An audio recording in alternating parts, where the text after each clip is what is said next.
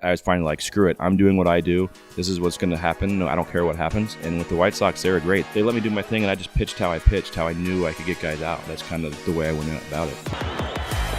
He gone, change up, and Jesse Crain comes on and pitches out. Got him! What a job by Jesse Crain. Jesse Crain out of the pen, leaves the bases full. 10 years in the big leagues. How do you sustain that? You have to learn how to deal with failure, for sure. You have to remember, like, facing guys. You have to remember and study of what guys can hit, what they can't hit. And also, you got to stick to what you're good at and your best pitches. And chops this one.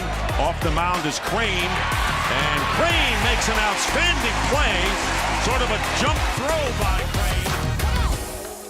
Welcome to another episode of Conversations. Today I'm joined with a good friend of mine, ex-teammate, as well as a 10-year MLB veteran, Jesse Crain. Welcome to the show.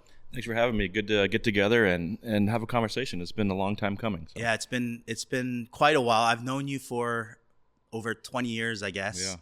Yeah. I want to take us back to when we actually met. It was the 2001, I guess, off season, and you just transferred in from San Jacinto Junior College to U of H, and you were. I met you in, I guess, Coach Whitting's office at the time. Do you recall when we first met?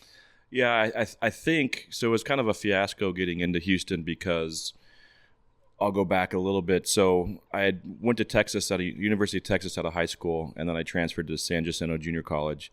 And not until after I'd already committed to Houston, my sophomore year at San Jac, I was told that to go to another four-year school, I had to get an associate's degree. Oh, right. So I hadn't taken the right classes to get that. So I had to take like 18 hours that spring during the baseball season. Then I had to take 2 summer school classes. Oh, wow. And so I was taking the summer school classes, and it went out to the very end of the summer, and they hadn't gotten my full transcript yet with my degree, so technically I couldn't go. So I don't know if you remember, I was like a week late, and I think I probably met you when I was in Whitting's office trying to figure out what we're going to do and how we're going to do it. But luckily, Becky, who's my wife now, was there, and she kind of facilitated a lot of this stuff and drove to Austin and got my transcript and brought it here in the next week. So I started like 5 or 6 days late, but that's the first time I kind of remember going to the office and meeting you and then the coaching staff. And yeah, I didn't realize actually what you were going through. I just remember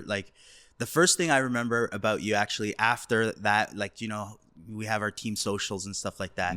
One thing that's stuck with me is can't wait to hear this. No, it was hip hop. It was East Coast hip hop out of everything, because I'm from Toronto area, so I grew up in the 90s in Toronto, and there was this big East Coast West Coast thing, and I'm sure you're aware of it. But you're originally from Boulder. Right. And I think that's what really kind of stuck out to me at the time. That's because funny. In Houston, it's a totally different music scene. Especially during that time when we were down there, Chopped and Screwed and Swisher House, all of that was big. But nobody knew about like Wu-Tang Clan or East Coast hip hop. And you, a guy from Boulder, Colorado, was listening to this. And I remember thinking, I'm like, man, that's so unique. And probably same thing with me. It's like, here's this Korean kid from Canada, and the first thing he does is show his love for like hip hop. But that's something that I remember. Yeah, that's funny. I don't know, through high school growing up, I always listened to, I didn't care. I wasn't from Boulder, like you said, so East Coast, West Coast, I just liked what I liked. So it didn't matter one side or the other. But that's funny that you remember that, because when I moved down to Texas, so going to Texas originally, like to Austin, is when I first started I used to hate country music, and like this doesn't relate to me. I don't understand it. Right. Not like rap related to me, but so I go to Texas, I start hearing, these guys are from Texas, so I'm listening to country music. And then I transferred to San Jac, and we're going on 15 passenger vans throughout all of Texas, and started listening to, all they listen to is country. So like old school country. So that all kind of got ingrained, but I still had the rap with me. So I started listening to everything at that point. But that's funny, because I listened to a ton of rap back in the day, and I still like that rap better than what's out there today. That's so much better. I try to get my kids into liking it a little bit, and they like some of it. But No, going back to U of H, one thing I do remember, you're a two-way player. So you're an Ohtani before Ohtani, because totally. the big thing is Ohtani right now, the in the news and stuff. But one thing I remember about you is, and a lot of people won't know this because you're just known for a pitcher, right? But you started shortstop for us every single game, and you're an All-American shortstop, a utility player they call it, and because that included you closing for us. So you're our shortstop and our closer, which is pretty rad to see. Like now that I think about it, it's like you don't see too many guys that necessarily do that now. You don't. Obviously, Ohtani is like one of the first. There's been a couple guys that have tried it at the big league level, which I think is impossible, which is impressive that he can do it. But yeah, it's gone. I feel like people did it a little bit more back in the day, but it's definitely less now. But it's funny, like growing up, I always had a strong arm, just God-given. I always had a strong arm. So I always would pitch. I would always play short, and I wanted to play short as long as possible, and I'd come in and tough situations and close. That's just what I did forever. And my senior year of high school, I think I started 3 or 4 games, and I'd last like 3 innings max, and I'd be like burnout. I didn't have the longevity as a starting pitcher because I wasn't that. So when I went to University of Texas out of high school, they had me doing both, going from Boulder, Colorado to Austin to a big school. I mean, I ran into some big guys, and I kind of held my own, but I'm not like looking back on it now, I can see why they might have wanted me to transfer, even though the way it happened wasn't great. Then I went to San Jack for those 2 years. And those 2 years, so I transferred that semester, and they already had a sophomore who was going to be their starting shortstop that year, who had like 17 homers the year before. So I didn't really have a spot for me to start right away. So I remember the first the first game of the season, or the first series of the season, we went down to Galveston and played them, and I just pitched. I didn't play in the field. I pitched like 2 or 3 innings that weekend, and I didn't know where I was going at that point, what was going to happen, but I ended up taking over the shortstop job literally like the next week. And for those next 2 seasons, those 2 years, I think I threw 9 innings total. So I didn't pitch at all at San Jack, which actually ended up being good because it saved my arm. Right. So Todd Whitting at Houston recruited me to go there for my junior year, mostly as a shortstop, but knowing that I could pitch and I had a strong arm. It was an option, right? So living in Austin that summer when I was taking that summer school, I just played on a local team. I actually pitched a little bit more, so I got a little more into it. And then when I got into the University of Houston, you'll remember Bragg Stockton was our old pitching coach who had come back after being around for a long time, and he really like transformed me mechanically and got me back into pitching. So I would go from practice, I'd do both sides of it, and really started dialing in my mechanics, and he taught me my slider, which was my best pitch at that time, besides throwing hard, and just got into doing it, and just kind of came naturally. We were talking before this, like things kind of happened really quickly, like starting that year. Right. So I'd play short, which I loved. I really, at my first year at San Jack, I didn't hit great. My mechanics weren't, hitting wise, weren't very good. So I wanted to be the best shortstop I could be. And so I really took a lot of time in being the best fielder I could be. And I think that carried on over to as long as I played it. But when I went to Houston and started doing both, I really enjoyed it. I never would have guessed that I would have been the closer and, had such a successful year, but And the crazy thing about that, like I still remember one of our first games that we played, I was playing third, you were playing short. Mm-hmm. I think it was, I want to say Enron Field or Minute Maid at the time. Yep. I think it's Minute Maid or Enron. Yeah, it was right around that time when it changed. Yeah. But it's Division I baseball, and we had a really good team that year. And I found it humorous because like in the 8th inning, you would warm up with me. Yeah, I would. which is like what you would see kind of in Little League, because you don't see it at the Division I level where your starting shortstop is your closer, and then all of a sudden you're throwing bullets at me from shortstop between innings, right? Yeah. So like stuff like that, I always remembered because like it was on top of mind that like we're in Division I baseball and I have the shortstop warming up with me, and then he would go in to pitch, and then you go out, so it was. That's pretty funny, yeah. And that year was incredible. Like I don't know if obviously you remember, our success there, but we were probably a top 10 team in the nation. We were, right. And we were very difficult to beat. We had to come over some adversity. What do you remember about that 2002 team? Going into Houston, I didn't know what to expect. I really wanted to stay in Texas because my girlfriend, who's my wife now, was in Austin still, and I didn't want to go really far away.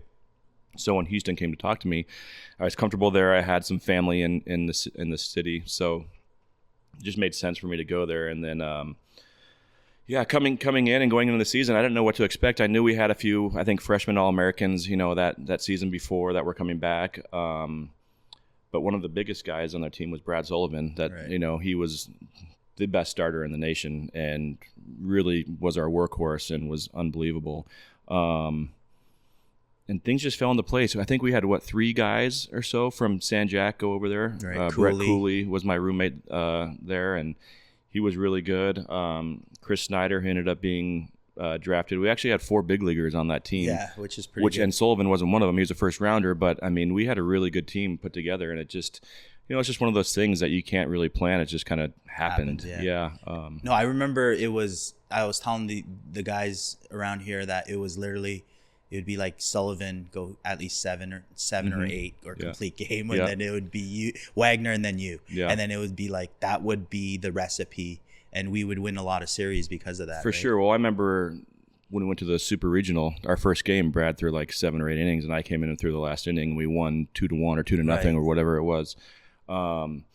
Honestly, I think Wagner was a freshman that year, so we didn't get the most use out of him. Right. I think he only threw like maybe 20 innings or so.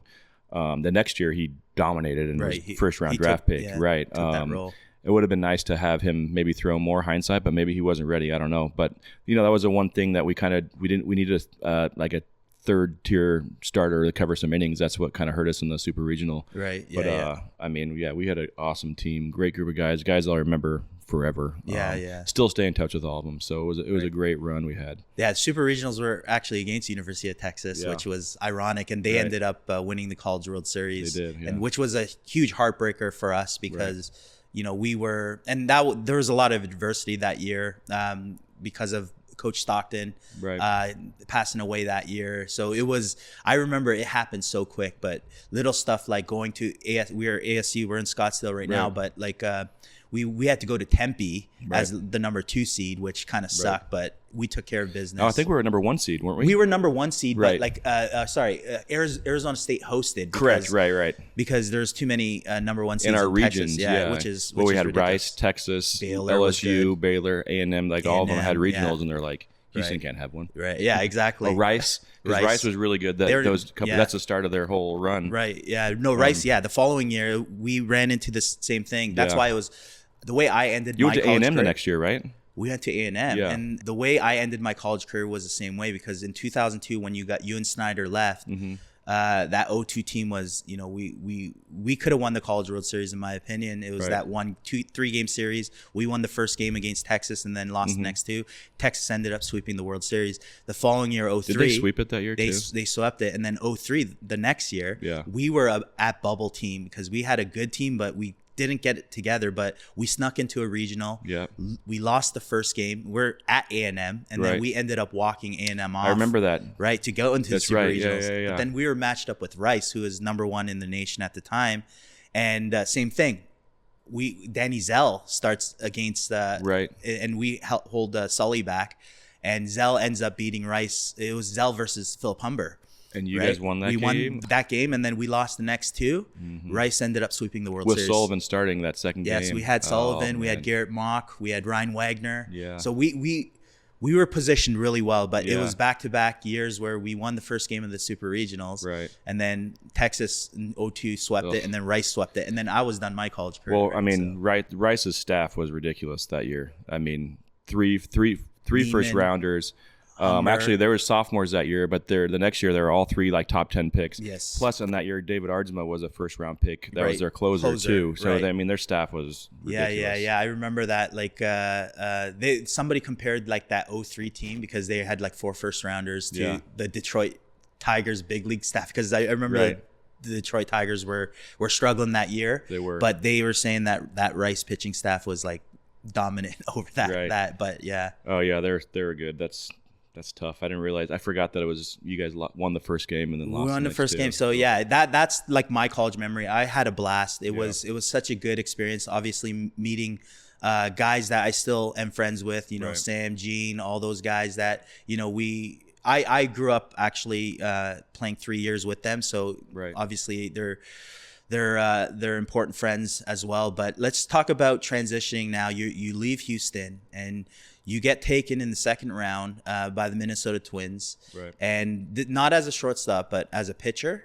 or was it like a two-way deal? Just pitcher. So growing up, I always, like I said earlier, like I always thought I had a chance to make it to pro ball because I had a strong arm and I had velocity, which is still to this day, even at a higher level, that's what they look for, right? First and foremost. So played shortstop as long as possible. Had a really good year pitching, specifically in 2002. And, scouts started talking to me and they were asking me about, do you want to pitch? Do you want to play short? What do you want to do? And I'm like, honestly, it doesn't really matter. I just want to have an opportunity to do it. Obviously, I was a higher prospect as a pitcher than a shortstop, just for all sorts of reasons. But so I didn't say I wanted to play shortstop because the way I think about it too, like I signed as a shortstop, say in like the 30th round, and then a year or two later they make me a pitcher.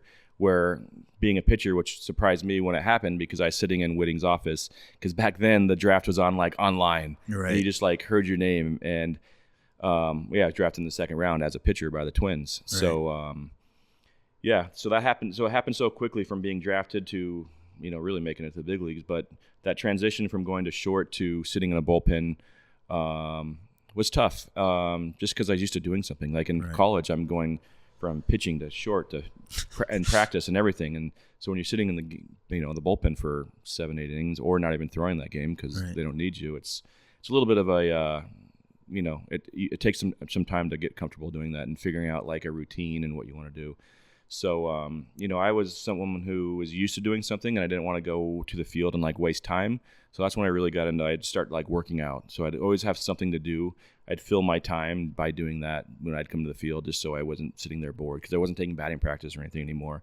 And then when I'd shag, I'd power shag, like, because I'd had fun doing that. I missed it from playing. Right. So what was the biggest difference, I guess, as a pitcher from transitioning from like college? Because people don't know this too. You had actually a 0.00 ERA up, I guess, until the last game of the season at Texas.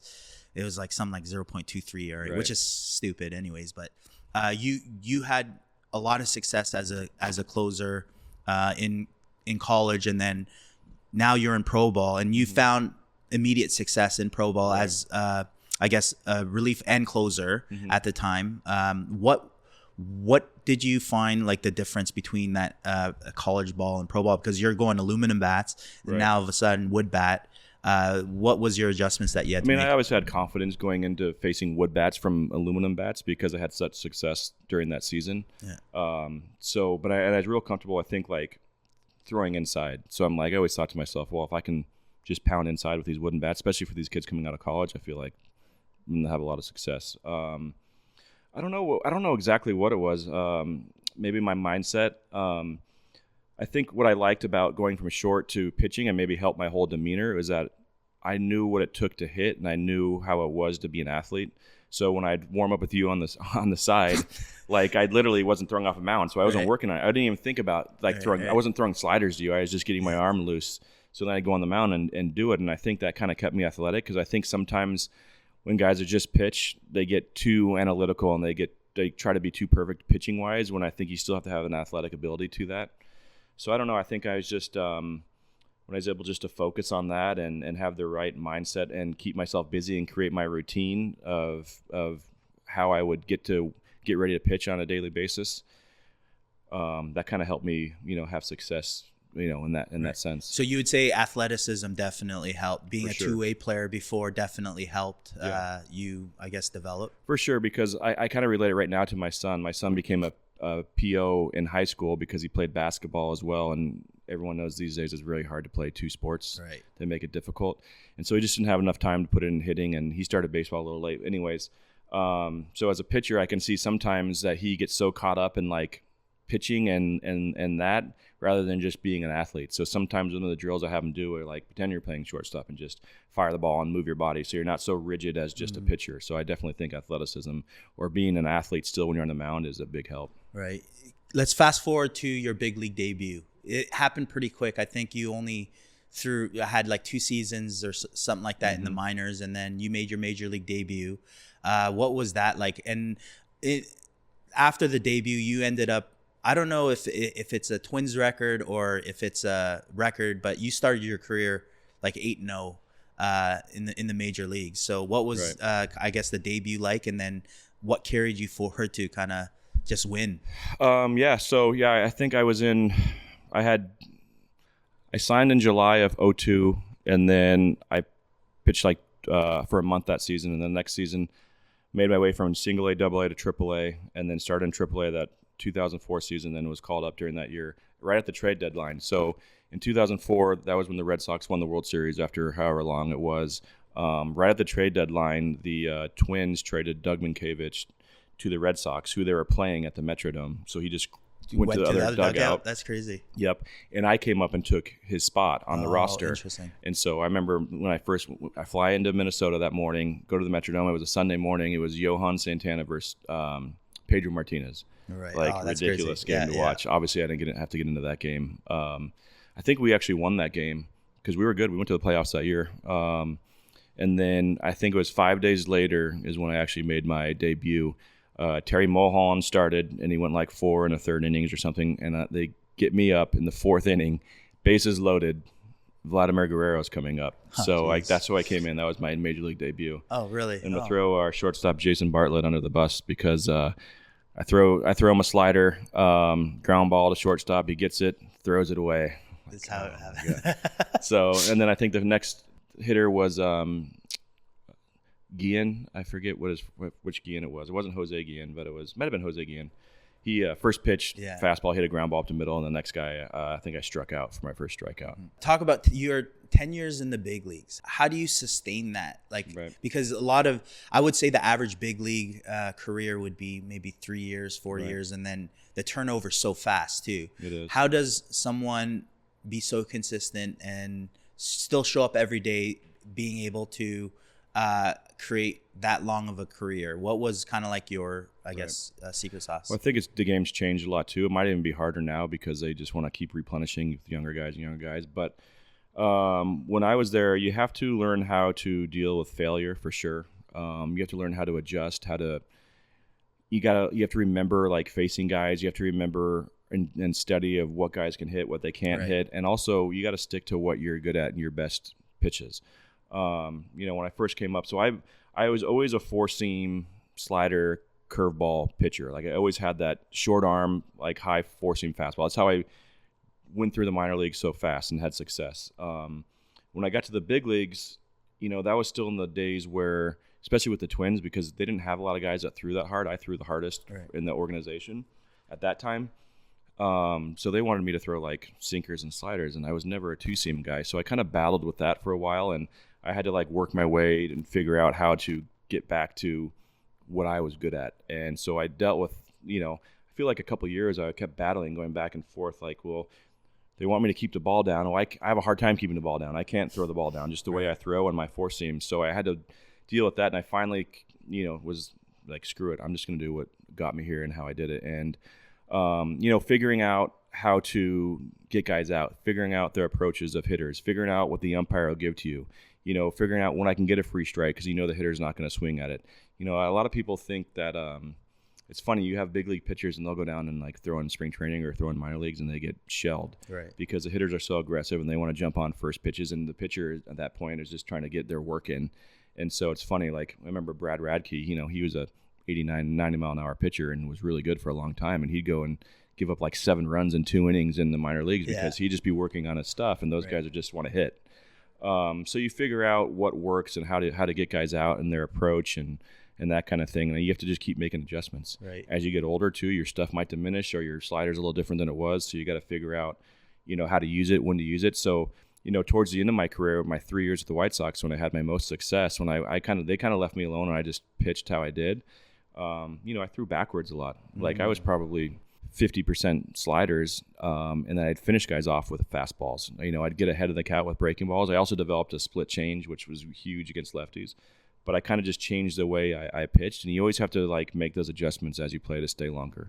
Obviously, health goes a long way too. You have to be healthy because injuries are happen a lot. So right. No, I was gonna ask you about that because 7 years you had success with the Twins, and then you go to the Chicago White Sox your final 3 years, and your numbers are different too because you're starting to strike out more batters than your career. Right. So I was going to ask, like, what was that change from Minnesota to Chicago? And you mentioned kind of going back to your original roots. I think there's a couple things that went on with that. I think the game was changing also. I think hitters might have been changing. Obviously, there's a lot more strikeouts now than there was back in the day. Right. So I think that does play a part of it. I think the zone changed a little bit.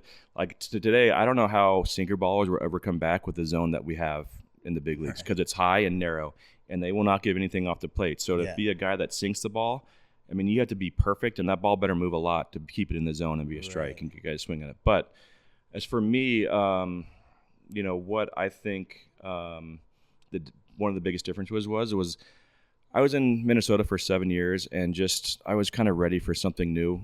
There's actually an altercation that happened my last year in Minnesota with the bullpen coach. He was kind of an old school guy, and he didn't really understand the way I pitched and didn't kind of whatever we butted heads, and he didn't like the way whatever I did he wasn't a fan of.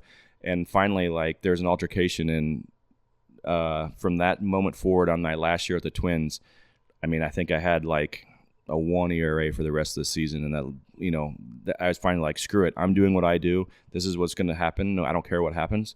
And I pitched really good, and then went to White Sox on a free agent deal that year, and just kind of continued of that. And with the White Sox, they were great. They let me come in and do my thing. Obviously, I had success, so they didn't have a lot to have to say, but they let me do my thing, and I just pitched how I knew I could get guys out, and that's kind of the way I went about it. What would you say is, I guess, the most memorable experience in your career, MLB? I know 2013. Was a big season for you. Had like a 0.74 ERA, All-Star, which you're injured, which was unfortunate timing. But what was, I guess, your most memorable experience in the big leagues?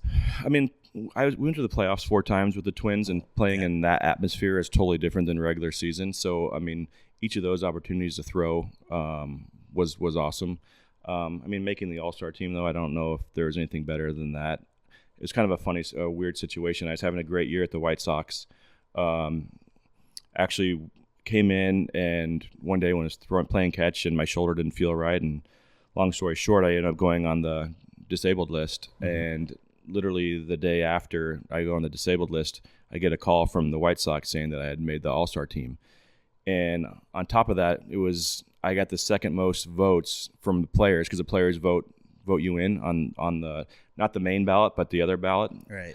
And I got the second most votes behind Mariano Rivera, and that was his last season that he played. So that was pretty cool to see, like, all the players that respected the season I had and thought I deserved to be there.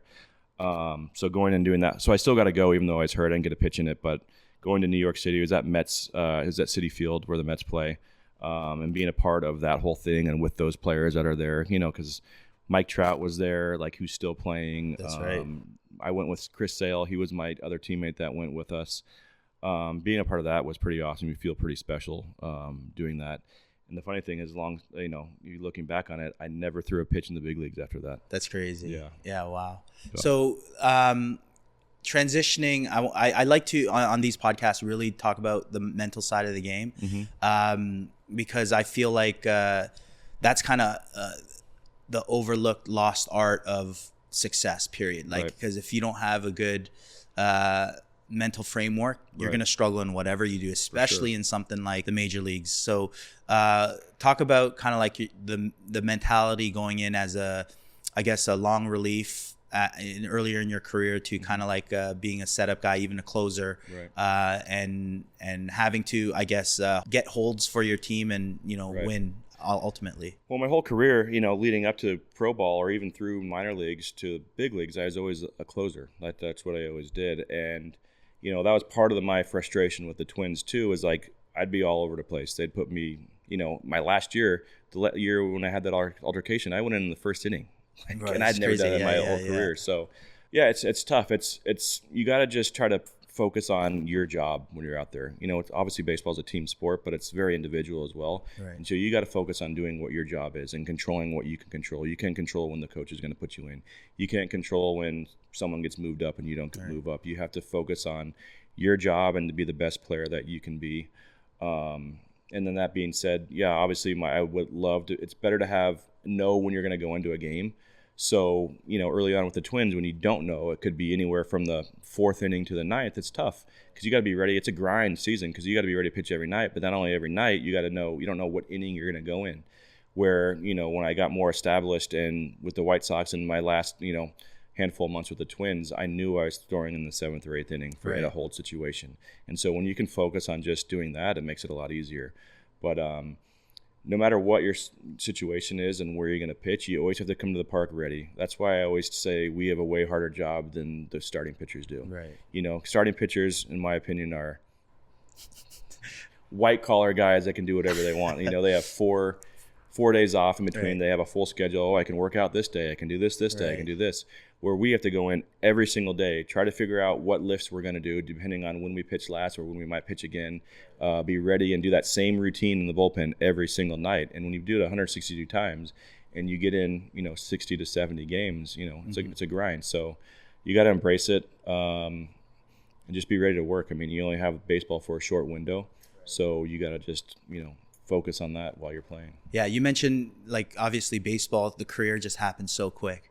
So now I want to transition to what's going on and how you applied what you've learned, I guess, in life to find out what your calling is essentially or what you're passionate about. And I'm sure a lot of baseball players go through this after they're done playing. They kind of have an identity crisis because they're no longer in the forefront of baseball. And it's like, okay, what do I want to do kind of in life? You want to kind of walk us through. I know you have the Crain Family Foundation, which I've been to a couple events in Boulder, Colorado when you were starting it up and stuff, and you still got it going on. And then talk about kind of the foundation. Yeah, so the Twins organization has a really, really good community outreach program. And when I was with the Twins, they had we all came up together. So we were all really close, the players and the wives, because we came through the minor leagues and then we're all young and playing together. So they did a really good job of getting us out into the community and doing events at hospitals, doing bowling events, doing any kind of event you can name. They're really good at doing that, and we would all participate. And when you go and do those things, not only is it fun, but it's also you see how it helps people, because you literally see the smile on their face when someone comes to see a baseball player or some guys, and what you're doing. This might be the only good thing they have in a year. So that really hit home with me. So as my career was winding down, even though and it happened so fast, I think every baseball player whose career ends, it always happens faster than they expect. Right. I wanted to find something to do because you have all this time. I mean, I still had 3 young kids at that time, so I knew I was going to be busy in that sense. But yeah, you kind of feel like what you're worth and what your identity is at that time, because it's hard, because at that time you're like, all right, so what do I want to do that's not going to take up all my time, that is kind of worth my time doing, because you're never going to get the same pay as you were playing baseball. And what do I want to do? So, a lot of people have trouble going through that. And there was times where I was like, I don't know what I'm doing either. But I really loved giving back and using the platform to give back. So, that first year that I was done playing, I did a few events in Colorado that you went to. That's when I was still playing. And then when I was done, I'm like, we want to start a foundation. That was always kind of our goal and our plan to do. And so we did that, and this will be our 9th year of doing that here in Arizona. And, our mission statement is we raise money for kids going through financial hardships due to unforeseen circumstances. So it's kind of a broad area where we can help a lot of different organizations. Amazing. And we've helped organizations, in Minnesota, Chicago, Colorado, and Arizona here, where we run our foundation and our events at. So it's been something that I've been blessed to be a part of. It's, I've got to meet a lot of really good people doing it and help a lot of different organizations, and that's something that we really love and will continue to do as long as we can. Amazing. No, that's awesome. To see kind of everything that you've went through to be able to now help and use that skill set. And one area I want to pivot to is on the business side of things, because you have a new venture that you just started. You're a partner of One Source Vitality. Is it Clinic? Yep, as a clinic. Yep. It's a clinic here in Scottsdale, Arizona, in North Scottsdale. I've been to it. It's pretty rad because I'm a big believer, and I've been selling this to even my guys. It's like, I'm telling you, this is the future of medicine. And, to me, it really jumped out. And I want to kind of go into that and how you got into all that. Well, I mean, if you go back to my career, I was in the training room for a long time. I had 2 surgeries. After my second surgery, I trained for a rehab for 2 years trying to come back. So I've kind of been in there, kind of done everything, every single machine, every single, thing you could do to try to get better. And, in the last 5-6 years, there's been a lot of changes in the way medicine is viewed, and a lot of different information coming out of other ways you can be healthy outside of medicine and outside of stuff that's been pushed on you for a long time. And so our One Source Vitality Center is, we have red light beds, we have PEMF therapy, we have Hocket saunas, which infuses ozone, which detoxifies the body. We have hyperbarics, which is really good for healing. It all starts at a cellular and level in your body, and when you infuse oxygen into that, that's kind of what helps keep disease away. And the whole goal of this thing is obviously to help pain and athletes, but also for the regular community is to have them be healthy longer. So, when you're 50, 60 years old, you're still out there being active and being able to golf and live a healthier life rather than getting sick and then being stuck on medicine for a long time. So the goal was to be healthy as long as you can until the very end. Right. So what's the mission overall in terms of what you're trying to accomplish in terms of the health, industry? So Scottsdale is, it's been come out that Scottsdale wants to be a blue zone. And so obviously health is very important to this specific area, right. Even though in the long scheme of things, we want to grow this, throughout the state and maybe other states as well. But just to give people different opportunities to try different therapies that could potentially, help you live a longer, healthier life. That's really what it's all about. And if you have pain, if you're playing golf and you can't swing anymore because as you're getting older, your back goes out or whatever, different modalities that we can help, that instead of taking, medicine, which eventually is not good for your body, right. You can, feel better because of the therapies you're doing and, doing some PT or doing certain things you've never really done before to be healthy longer. You said that it's not necessarily for athletes. You're talking general public. Right. We're talking about, people with issues and people that seek a healthier lifestyle. Doesn't necessarily have to be athletes. Is right. That your target? Correct. That's actually the main target. Yeah. Obviously with the connections that we have and being in Arizona during spring training, we've had a lot of baseball players come over here and even some teams, come and want to have a part of this. There's a lot of golfers down here, and they're not part of a team. They're on their own, so they can kind of scope out and do whatever they want to do.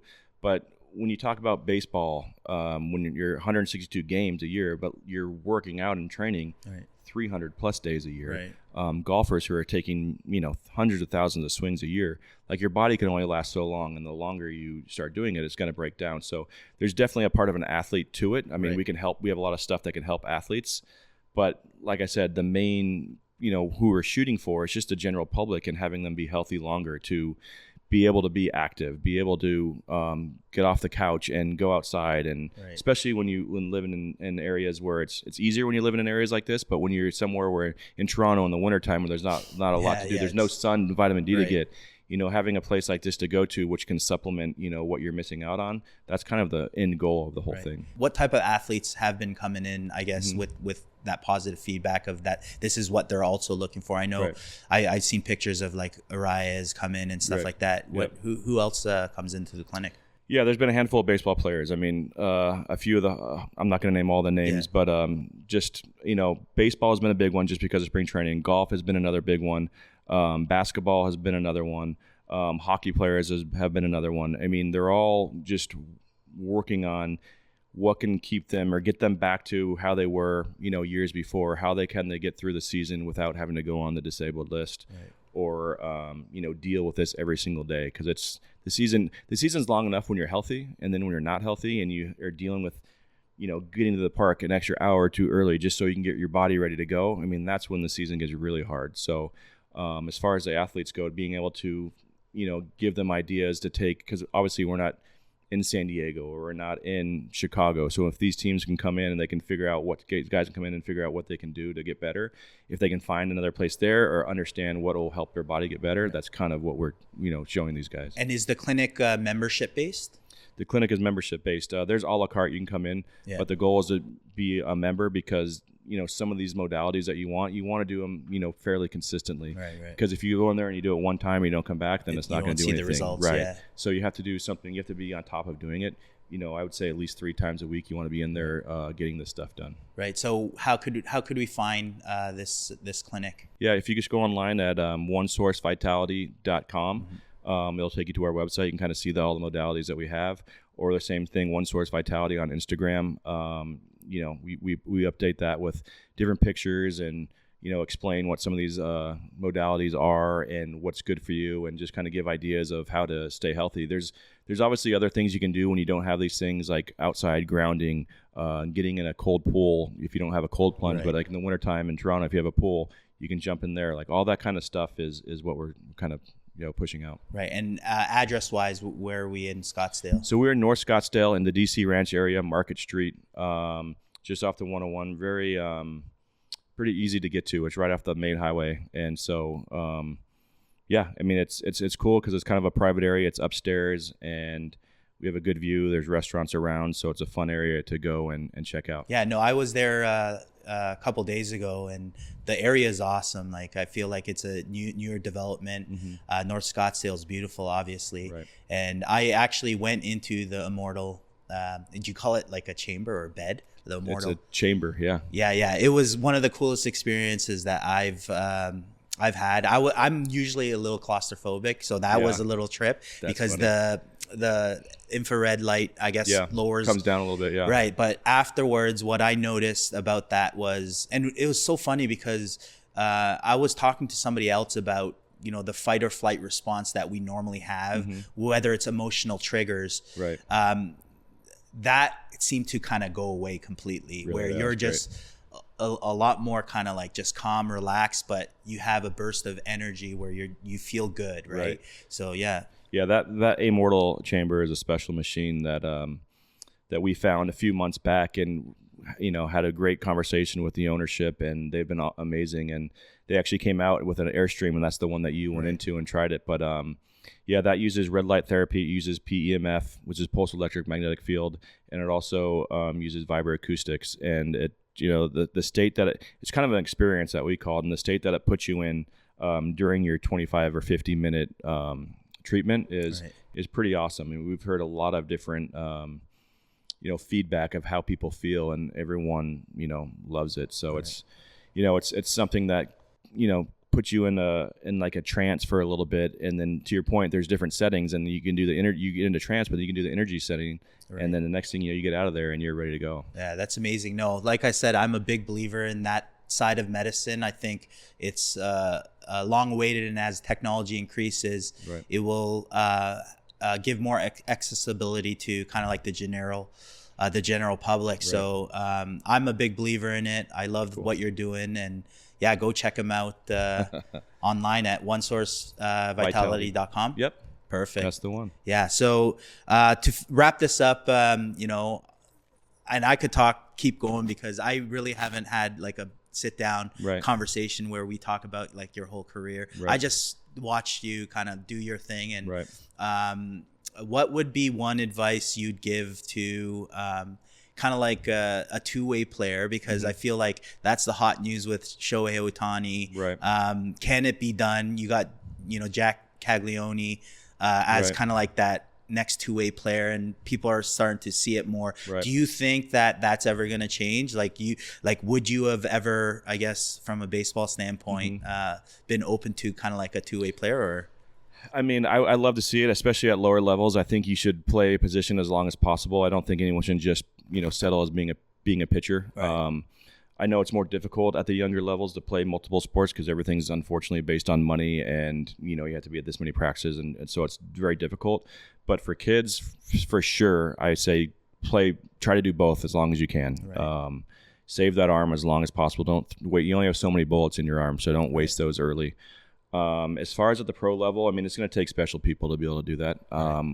I don't think I mean, just the workload you have to do it every day. I mean, I did it in college is one thing, but to do it as in pro ball, playing every single day, I mean, it's not easy to do. It's going to be interesting to see what Ohtani does this year after a couple, arm injuries. But, yeah, I don't know if it'll happen more often. I mean, there is an ambidextrous pitcher that I think might make it to the big leagues this year, which is crazy in itself. But I still think it's going to be special people that can do it, and it's going to be very few and far between. It's just so difficult to do it on an everyday basis, to be able to keep your swing.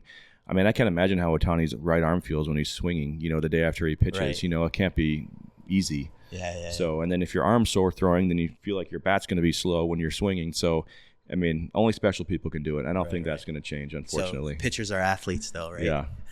You're but maybe proof of it. more people are going to try to do it if you can get $700 million, though. So I don't know. Exactly. Yeah, but that no, would it's very difficult. And Yeah. what he's doing is amazing. Yeah. No, that's awesome. Well, I appreciate you coming by. I know your schedule's busy. We're gonna go check out the clinic again, so I'm excited about that and get the boys on something too. But yeah, thanks so much for sitting in. I know this is long awaited. And lastly, like I will say as well, like, you helped me start Oppo Taco, Right.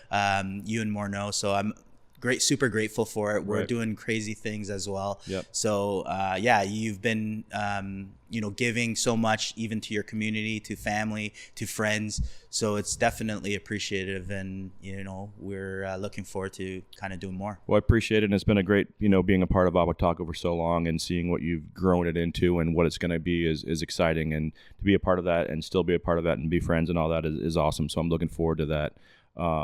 So one of these days I'll make it back up to Toronto, where I'm technically born. Yeah, he's a Canadian. And come see the facility and hopefully grow into bigger things. So yeah, awesome, man. So.